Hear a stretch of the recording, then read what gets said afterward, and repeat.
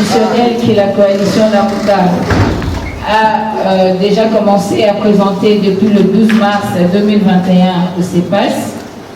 Et aujourd'hui, nous sommes là pour que nous continuions toujours dans ce cadre-là.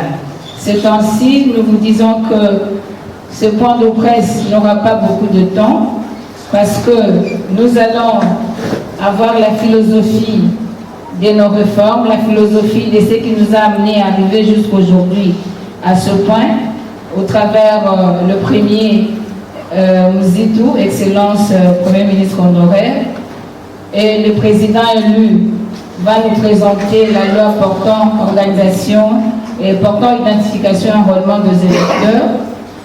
Et après, nous passerons aux questions-réponses. Dès que nous allons finir cette première phase, nous allons maintenant procéder à la passation du flambeau de la coordination de la MOCA. Donc, pour ce faire, sans pour autant abuser de votre temps, nous vous prions de mettre vos téléphones sous mode vibraire et avec votre permission, Excellence, Monsieur le Premier ministre honoraire, nous vous prions de prendre la parole pour nous brosser la philosophie de notre événement de ces jours. Car ça l'a dit ma vie. Mais il a fait le mal pour le bien. Et que le pouvoir, peut-être s'il ne l'avait pas pris de la manière dont il l'a pris, l'oppresseur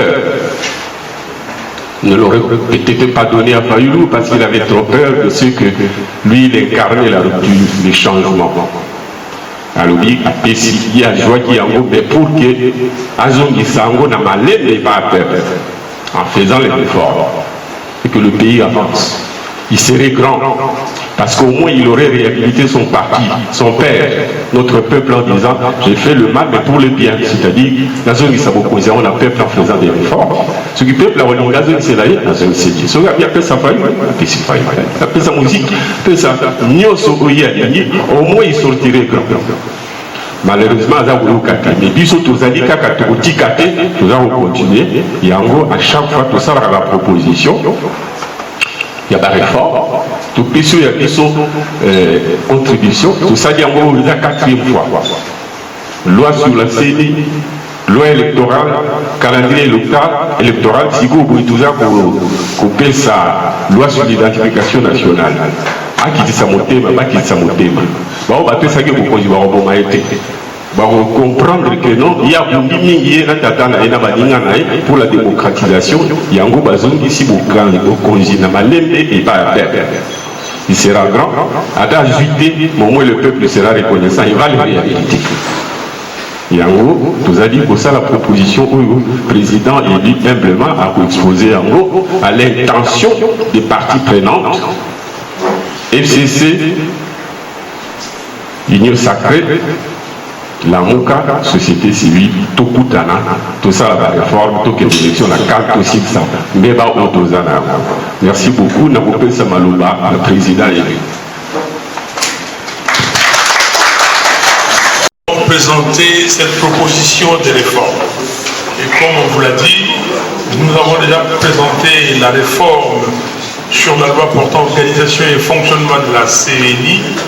Nous avons fait la proposition de la loi électorale et nous avons vu aussi que nos amis du G13 ont fait une proposition et apparemment c'est la proposition qui sera discutée à l'Assemblée nationale. Nous avons après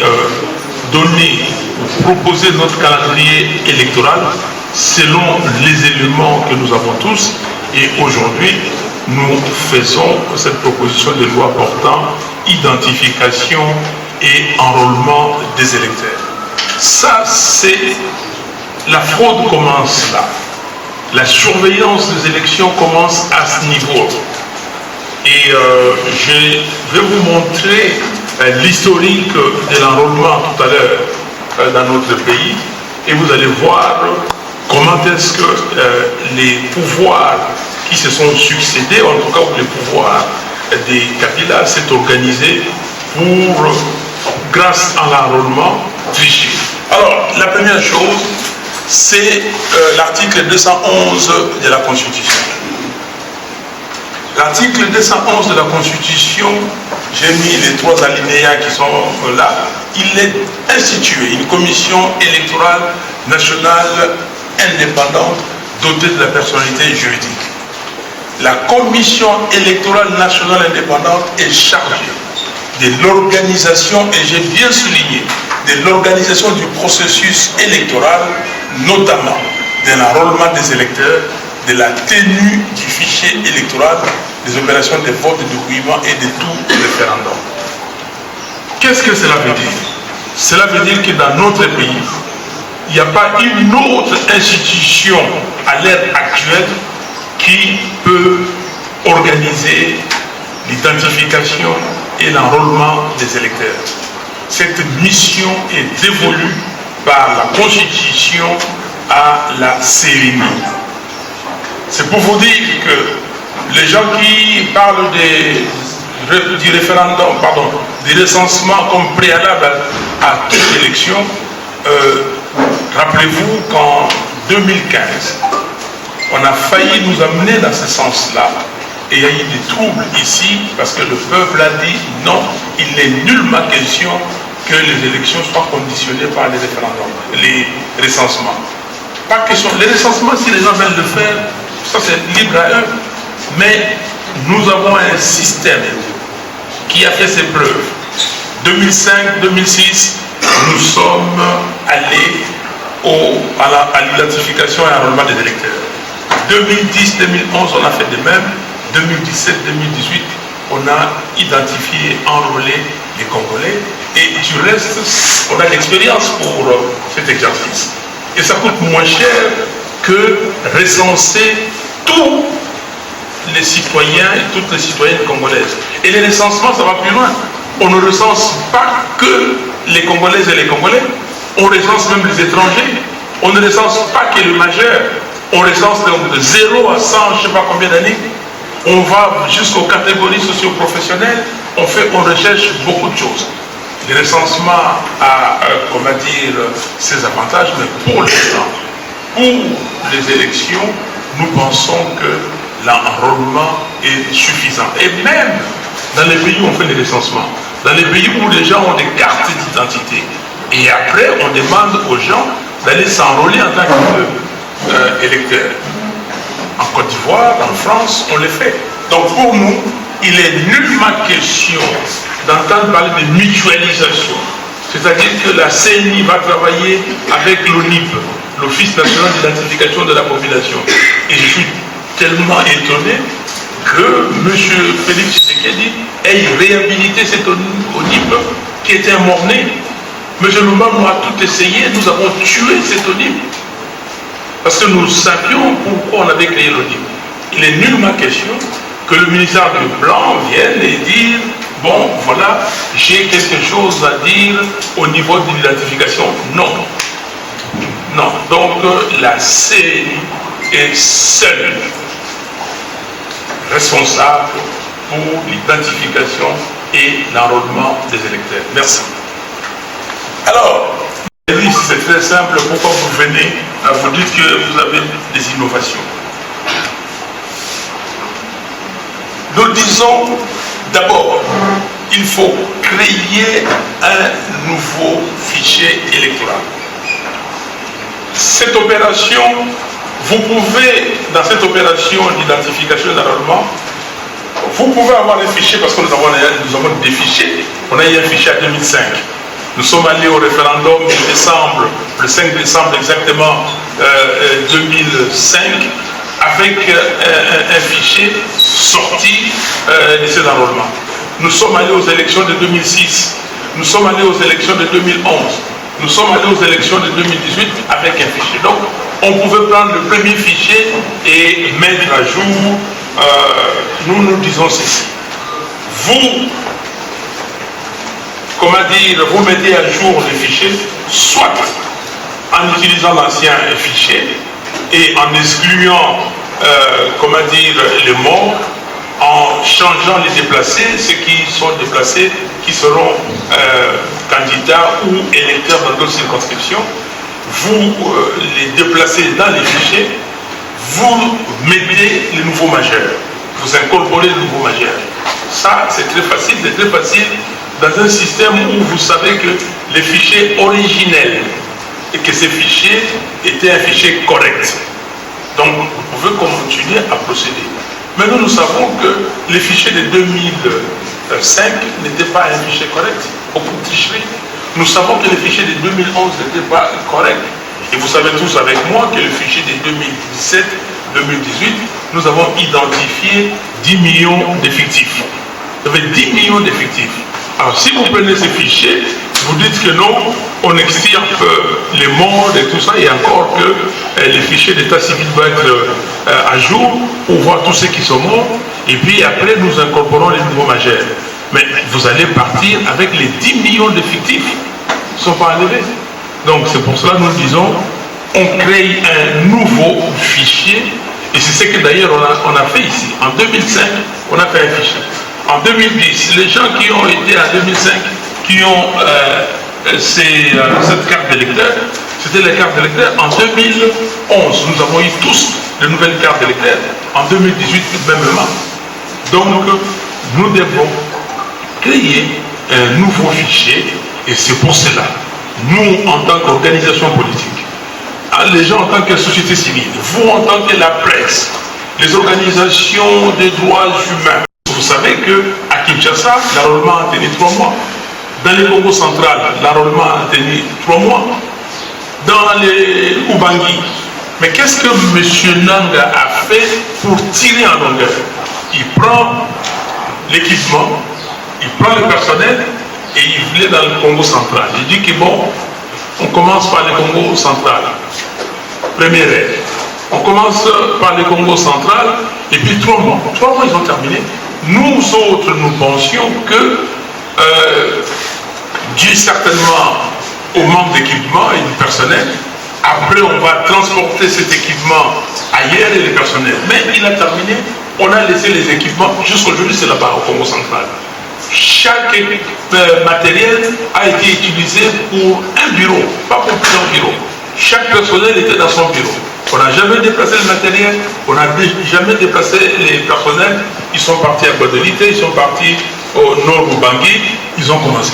3 mois, pas fini à toutes les provinces de Lubangui. 3 mois après, ils changent, ils ont appelé ça opération donc RFE, révision du fichier électoral par R. Donc 3 mois, et c'est ça qui nous a amené à 16 et 18 mois. Mais nous sommes capables, au même moment, et vous l'avez vu d'ailleurs dans notre calendrier, parce que nous l'avons déjà mis dans les calendriers électoraux, l'opération, et dans les calendriers, on donne même 5 mois. 5 mois, sur toute l'étendue de la République, en 5 mois, on fait les fichiers, on travaille pendant 1 mois pour élaguer, on publie, et puis les gens regardent, on corrige, on fait les contentieux, c'est tout ça, c'est dans les calendriers, on vous l'a expliqué, on fait les contentieux, on republie, et puis après, on amène ça pour l'audit du fichier électoral. Mais nous disons aussi, dans cette opération d'identification et d'enrôlement, les rôles des observateurs ou de l'observation en général doit être renforcé. En tout cas, dans cette proposition de loi, nous avons renforcé ces rôles. Nous avons dit que l'observateur est là pour s'assurer que les opérations se font correctement et que son avis peut altérer la crédibilité du processus électoral. Donc, les observateurs doivent être accrédités, nous l'avons dit. Si l'observateur n'est pas accrédité, comme la fois passée, on a refusé beaucoup d'observateurs parce qu'on ne voulait pas qu'ils voient ce qui se passait là.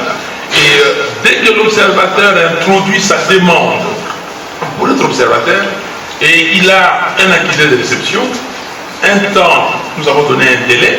Si ce délai est passé, l'observateur est d'office accepté et il peut aller dans le bureau d'enrôlement. Nous disons au 4e point que la publication du fichier électoral provisoire dans les centres d'inscription et sur le site web agrégé par centre est obligatoire. Donc il nous faut, quand on termine l'opération d'enrôlement, d'identification d'enrôlement, il faut que dans chaque site, dans chaque centre d'inscription, on publie. Comme ça, les gens qui sont à côté, moi j'ai été me faire enrôler dans par exemple à la TD de la Gombe, je vais à la TD de la Gombe, ah, mon nom est là, je suis content, et même des curieux, ou en tout cas, les gens qui peuvent surveiller, peuvent regarder, ah, je vois certains noms qui ne sont pas d'ici, et je peux aussi porter plainte, parce que tout le monde peut porter plainte pour dire que non, le fichier contient des gens qui ne sont pas congolais. Nous disons aussi et surtout que l'audit du fichier électoral n'est pas facultatif. L'audit doit être obligatoire et nous avons mis les caractères obligatoires dans notre proposition de loi. Et rappelez-vous, en 2011, nous avons institué ce qu'on avait appelé le jeudi serveur. J'étais là avec Jacquemin Chabani et avec notre ami Lissanga Bonganga et les autres, et nous étions tous les jeudis sur les boulevards ici, on faisait des marches pour réclamer l'audit du fichier électoral. On ne l'a pas eu. On a eu des camps, on était 4-4. Dans un camp, il y avait 4 personnes, si ma mémoire est bonne. Il y avait M. Minapo, M. Kalombo, Francis Kalombo, et comment il s'appelle, c'est lui, il est maintenant juge à la Cour constitutionnelle. Oh, pardon? Non, pas en Cour. Il était président du PAJ quand Bokona. Voilà. Et moi j'étais là avec comment il s'appelle,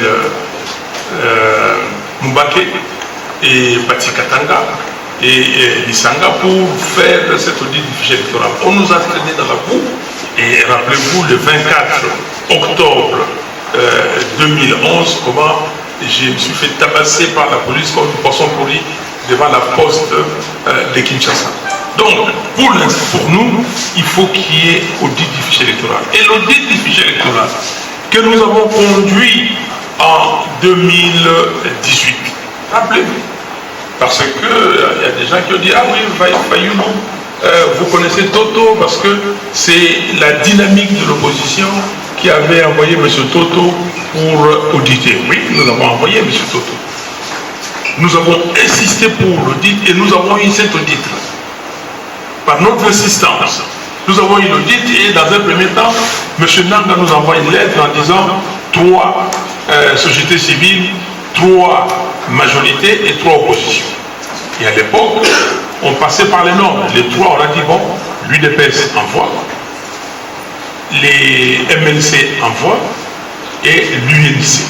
Pour, comment dire, acter cela, la personne peut se faire identifier et enrôler. Et d'enrôler les Congolais. Bon, il y a des conditions. On dit que si vous n'avez pas de carte de tel ou comment dire, votre première carte ou autre document requis, les chefs de quartier, les chefs de village ou un groupe de personnes, donc ces gens-là peuvent témoigner pour dire que non, il est réellement congolais, on les connaît. Mais si vous faites un faux témoignage, vous êtes passible des condamnations. Possibilité offerte aux Congolais, parce qu'on parle des Congolais de l'étranger. Est-ce qu'ils vont voter? Ils ne vont pas voter. Mais ces Congolais-là, il y en a qui veulent voter. Donc il faut leur donner la possibilité.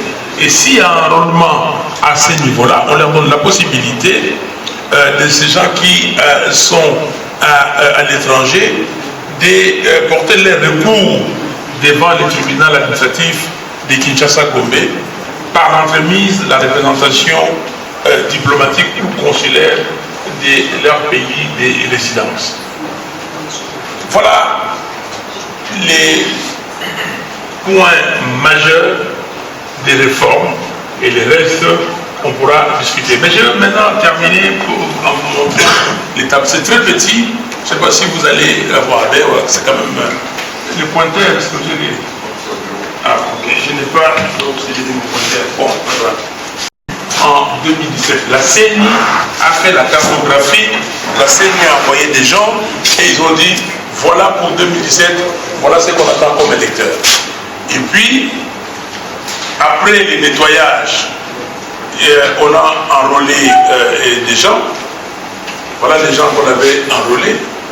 Et après avoir enrôlé les gens de 2007, on a fait les nettoyages du fichier. Mais curieusement, on peut descendre plus bas. Voilà, jusque là. Donc, vous voyez ça en 2005,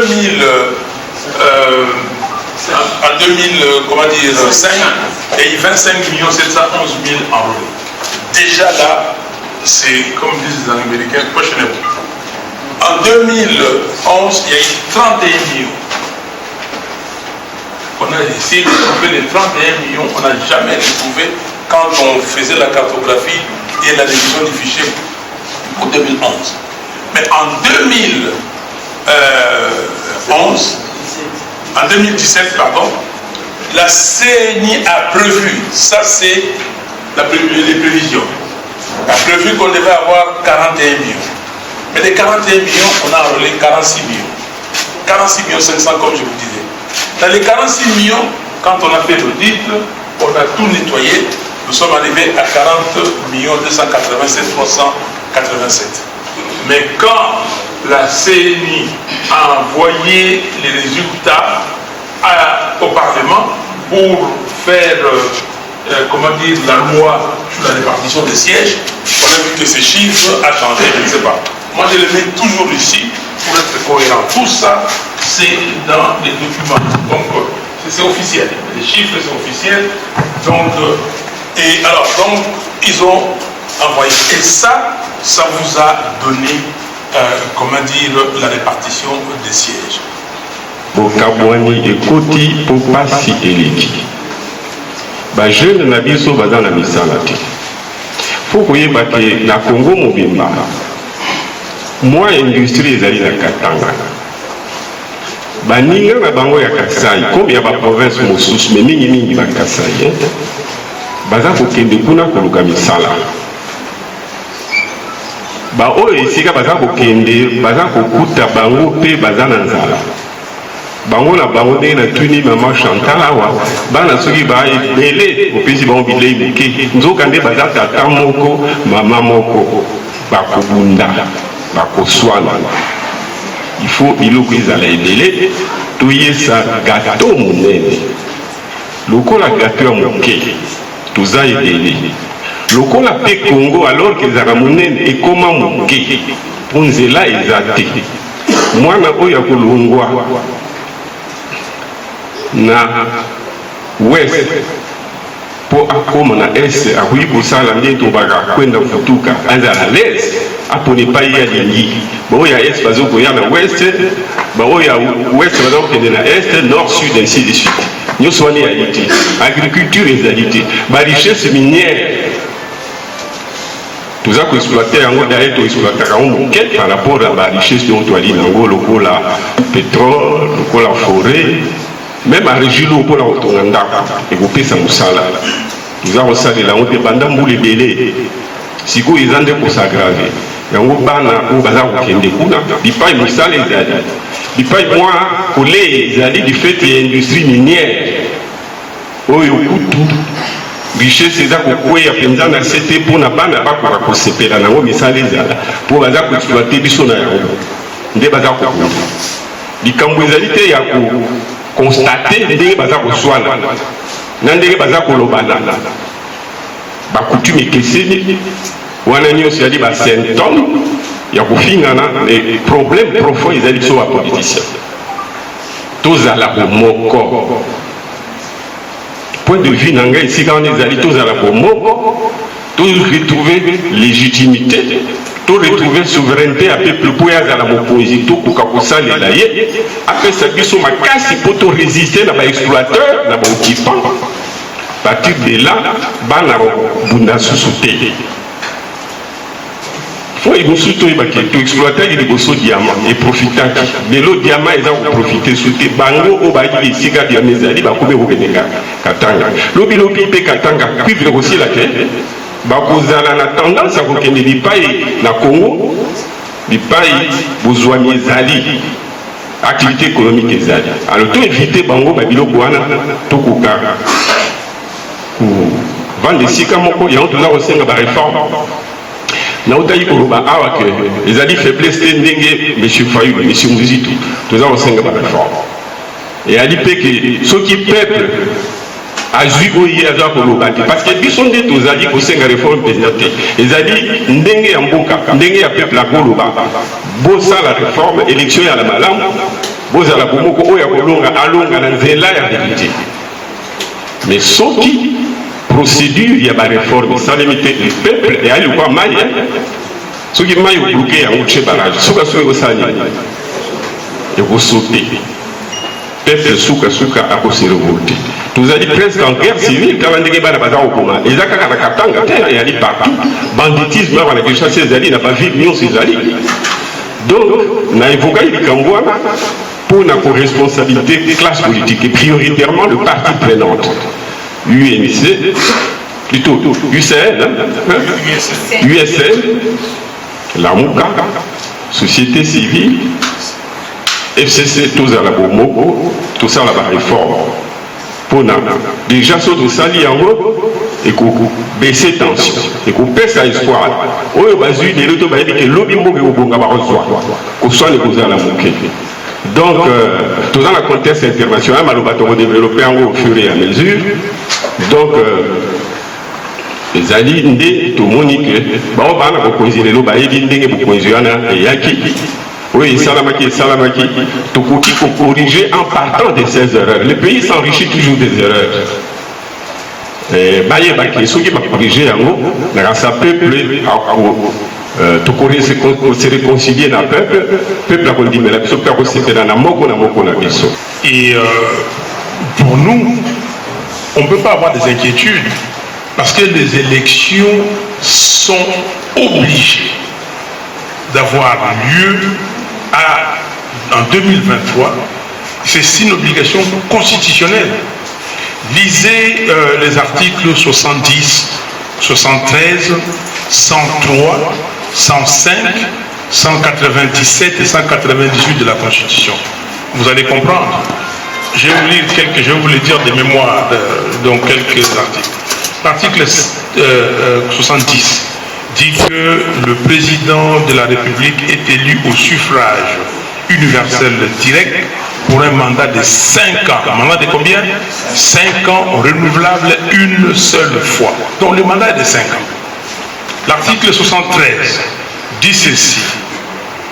Le scrutin pour l'élection présidentielle est convoqué par la Commission électorale nationale indépendante 90 jours avant la fin du mandat du président en exercice.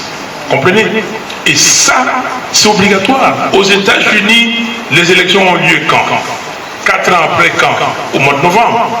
Le président de la République prend, et c'est précis, il dit tel jour, mardi, je ne sais pas quoi, c'est précis, c'est écrit. Le président de la République prête serment le 20 janvier. À midi, au plus tard, on doit avoir un nouveau président de la République.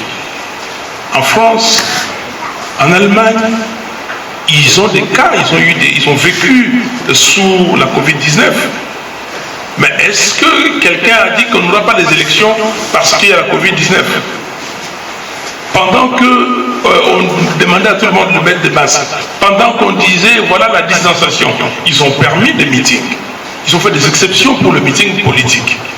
Donc ici, l'article 73 est clair. Vous pouvez continuer avec les 4 autres articles. 103 qui dit que le mandat, un alinéa dit que le mandat du député national est de 5 ans. 105, le mandat du sénateur est de 5 ans. 197, le mandat du député provincial 5 ans. 198, le mandat du gouverneur 5 ans. Donc, quelle appréhension, quelle qu'est-ce qu'on doit... Non, pour nous, les élections doivent avoir lieu en 2023. Et nous avons dit, nous avons aussi, vous étiez là, je vous ai vu, nous avons présenté notre calendrier. Donné aux sénateurs. Est-ce que vous vous rendez compte dans un pays où j'ai été à Bouendé, il n'y a pas une seule route asphaltée à Bouendé, et vous prenez l'argent, vous donnez aux gens des corrompus? Est-ce que c'est normal?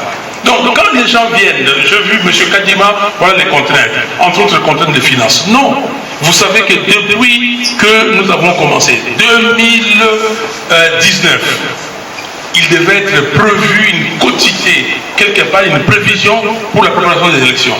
2020, 21, 22, 23, on devait avoir des provisions pour les élections. Alors quelqu'un me dit, que quelqu'un vienne me dire, c'est l'argent. Mais quel argent? Tout ce qui est volé ici par les gouvernements des warriors, cet argent, on ne peut pas organiser les élections avec.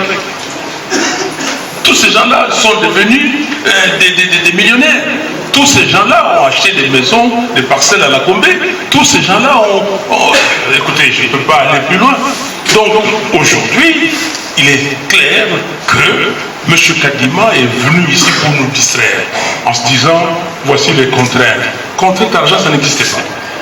Parce que si c'est l'argent, les élections de 2018 ont coûté près de 1 000. Mme Bazaïba et moi-même, nous avons présenté officiellement les documents, la proposition de sortie des crises. Donc on ne pleurniche pas.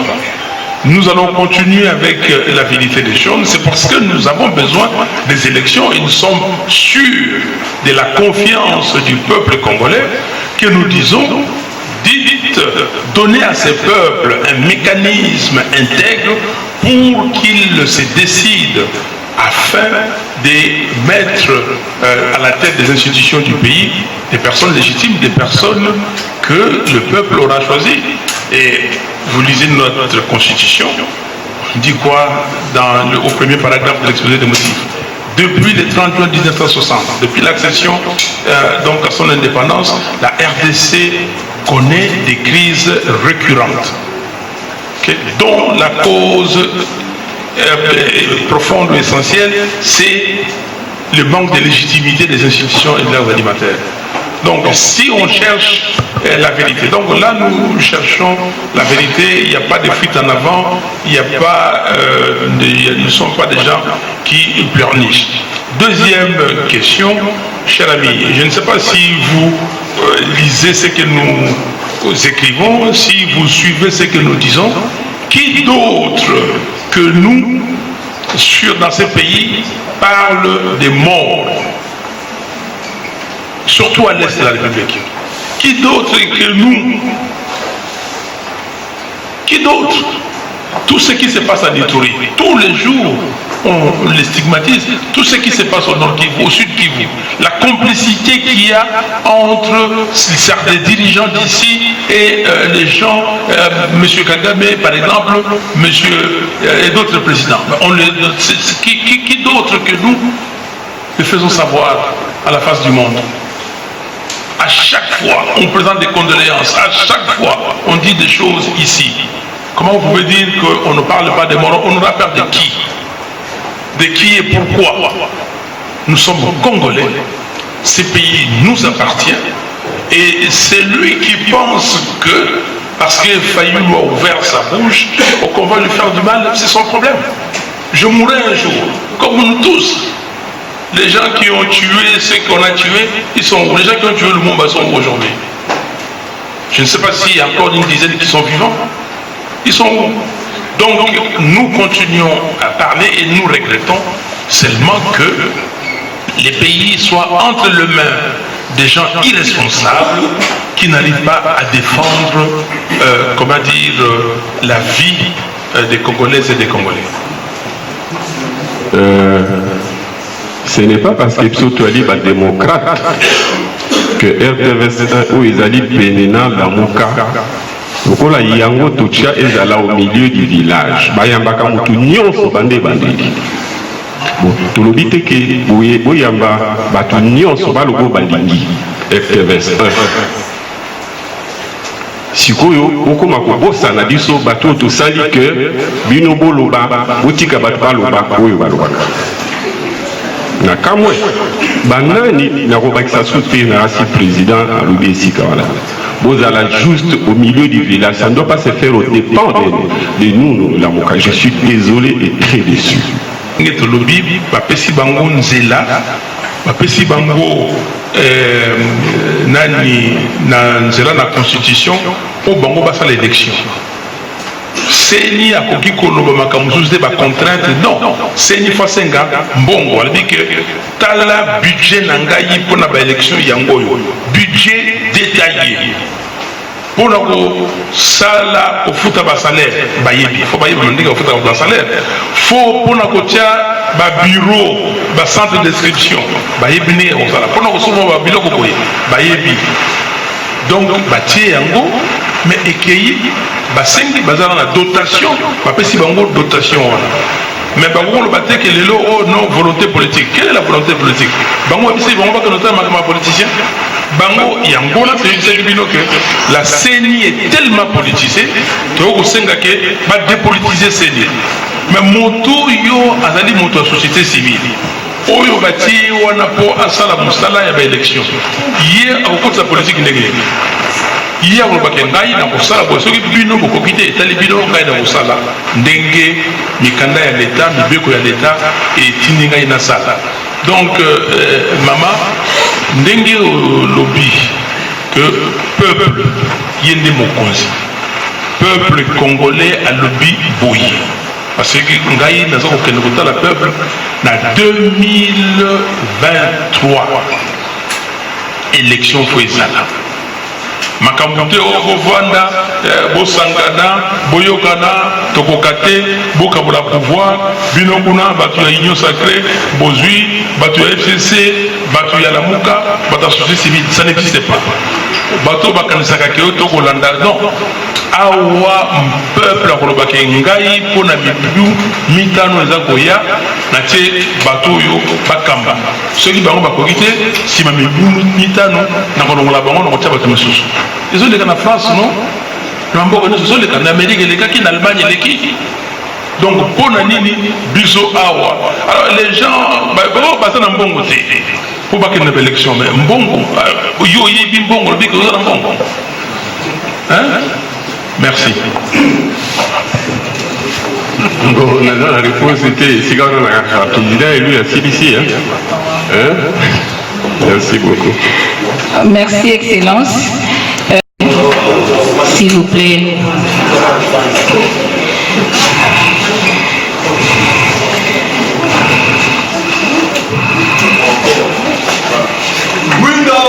Oh, bravo, bravo, bravo. Bravo, bravo. Vive la Mouka.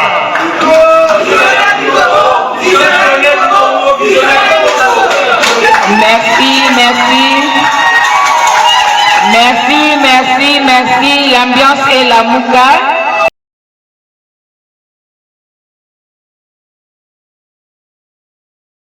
Ce que les Congolais peuvent retenir, c'est que très peu de Congolais réfléchissent pour le pays. Ça, c'est très important. Je pense que vous êtes en train de vivre, nous sommes en train de vivre la théâtralisation de la République. Cela prouve à suffisance que le pays va très mal et qu'il y a très peu de gens qui réfléchissent pour le pays.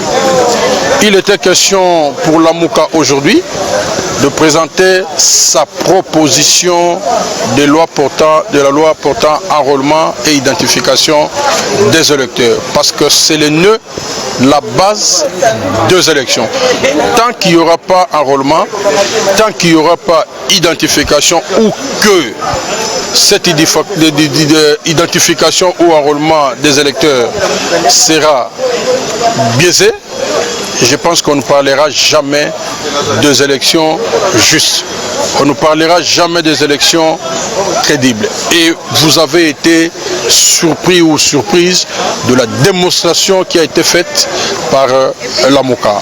Les soucis que nous avons c'est que nous puissions organiser des élections justes en 2023. Et pour la Mouka, il a été très clairement dit que nous n'accepterons pas une seule seconde de glissement. Parce que l'impression que nous avons, et cette impression-là peut être démontrée, c'est que l'Union sacrée est en train de préparer des choses à cause de son bilan catastrophique après 4 ans de l'exercice du pouvoir. C'est que, il faut tricher en utilisant 2 institutions majeures de la République, à savoir la CNI et la Cour constitutionnelle. Deuxièmement, l'Union sacrée veut un glissement, toujours lié à son bilan catastrophique. Je pense qu'aujourd'hui, le peuple se trouve en face d'une obscurité et ne sait où aller. Mais parce que le peuple ne se trahit pas, parce qu'on ne peut pas corrompre le peuple, nous disons que 2023, il y aura bel et bien élection en République démocratique du Congo. Mais parce que nous sommes républicains et nous voulons qu'il y ait des corrections. Et les corrections passent par les réformes. Je ne connais pas un seul pays du monde qui s'est développé sans réforme. Je ne connais pas un seul pays au monde qui a aujourd'hui des institutions fortes issues des élections sans qu'il y ait des réformes. Nous faisons ces propositions parce que nous sommes républicains et soucieux de voir la République démocratique du Congo demain une république où nous avons des institutions fortes et non des hommes forts. Et nous sommes sûrs qu'avec les réformes, nous pensons que nous aurons de bonnes élections. Voilà pourquoi nous continuons à faire des propositions. Vous avez vu, nous avons fait la proposition de sortie des crises. Ils se sont entêtés. La crise nous enchaîne aujourd'hui. Nous avons fait la proposition pour la loi électorale. Ils ont nommé des militants des partis politiques et rien ne marche. Ils se plaignent tous les jours de n'avoir rien reçu. Et en contrepartie, ce sont les ministres de l'Union sacrée qui répondent. Donc, nous continuons à vous dire que et nous croyons que nous trouverons un consensus autour des fondamentaux. Et nous allons insister comme l'ont fait nos pères de l'indépendance. Voilà ce que nous retenons à ce jour par rapport à la conférence qui a été faite.